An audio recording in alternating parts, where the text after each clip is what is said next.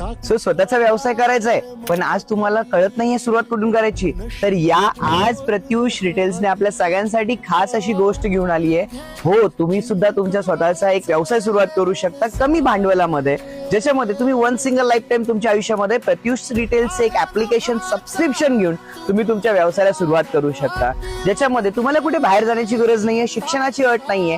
तुम्ही तुमच्या घरातल्या प्रत्येक गोष्टी सांभाळून ह्या व्यवसायामध्ये तुम्ही यशस्वी होऊ शकता.